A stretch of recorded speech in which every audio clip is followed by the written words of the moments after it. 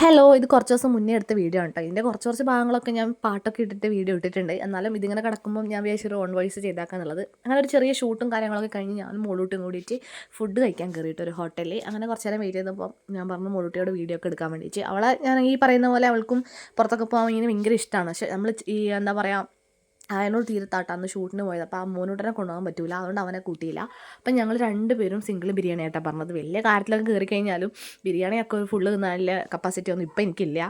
മുമ്പ് ഭയങ്കര ഫുഡിയായിരുന്നു. കാരണം ഇപ്പോഴും എനിക്ക് തോന്നുന്നു കൂടുതൽ ഇങ്ങനത്തെ സംഭവങ്ങൾ കഴിച്ചാണോ എന്ന് അറിയത്തില്ല. ഇപ്പം ഭയങ്കര ഒരു മടുപ്പൊക്കെ തോന്നി. പിന്നെ അവൾ വല്ലപ്പോഴൊക്കെയാണ് പിന്നെ അങ്ങനെ പുറത്തുനിന്ന് ഫുഡ് കഴിക്കുന്നത്. അല്ലെങ്കിൽ ഞാൻ വൈകുന്നേരം ഡ്യൂട്ടിയൊക്കെ കഴിഞ്ഞ് പോകുമ്പോൾ എന്തെങ്കിലുമൊക്കെ പാർസൽ വാങ്ങിക്കൊണ്ട് കൊടുക്കുകയാണ്.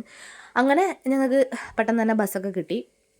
ബസ്സിലിങ്ങനെ ഇരുന്നു. പിന്നെ എന്താ പറയുക, മോളൂട്ടി ഇങ്ങനെ ഇടയ്ക്ക് ഇങ്ങനെ പറയും വീട്ടിൽ ഇരിക്കുമ്പോൾ, നമുക്ക് ഞായറാഴ്ച എവിടെയെങ്കിലും പോയിക്കൂടെ അമ്മേന്ന്. ഇനിയിപ്പോൾ ഉത്സവവും കാര്യങ്ങളൊക്കെ ആയതുകൊണ്ട് പിള്ളേരെ ഞായറാഴ്ച ദിവസം കൊണ്ടുപോകാൻ പറ്റും. പക്ഷേ ഇപ്പോഴത്തെ കാലാവസ്ഥ ഭയങ്കര തണുപ്പും കാര്യങ്ങളൊക്കെ ആയതുകൊണ്ട് ഇപ്പോൾ പനിയും ജലദോഷം എനിക്ക് തന്നെ ഇപ്പം ശരിക്കും പറഞ്ഞാൽ നല്ല ഈ ഡബ് ചെയ്യുമ്പോൾ സൗണ്ട് കിട്ടണില്ല. അത്രക്കും ജലദോഷം കാര്യങ്ങളൊക്കെയാണ്. ഇവിടുത്തെ തണുപ്പ് പറ്റുന്നില്ല.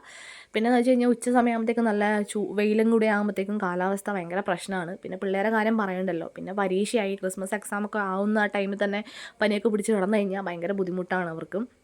അതുകൊണ്ടാണ് പൊതുവേ പുറത്തൊന്നും കൊണ്ടുപോകാത്തത്. അങ്ങനെ ഞങ്ങൾ വീട്ടിലെത്തിയ ശേഷം അച്ഛന് പിന്നെ എപ്പോഴും ഉള്ളൊരു ഇതാണ് കേട്ടോ, പിന്നെ എന്തെങ്കിലും കൃഷിയൊക്കെ ചെയ്തിട്ടുണ്ടെങ്കിൽ അതൊന്ന് വീഡിയോ എടുക്കണം എന്നുള്ളത്. മൂപ്പർക്ക് ഇതുപോലത്തെ കുഞ്ഞു കുഞ്ഞു ആഗ്രഹങ്ങളൊക്കെ ഉള്ളൂ. അപ്പോൾ മുന്നേ ഞാൻ ഒരുപാട് പയറിൻ്റെയും വെണ്ടയ്ക്കേൻ്റെ ഒക്കെ വീഡിയോ എടുത്തതാണ്. ഇപ്പോൾ ഇത് രണ്ടാമത്തെ പ്രാവശ്യമാണ് അച്ഛൻ പിന്നെ പടവലത്തിൻ്റെ കൃഷി ചെയ്യുന്നത്.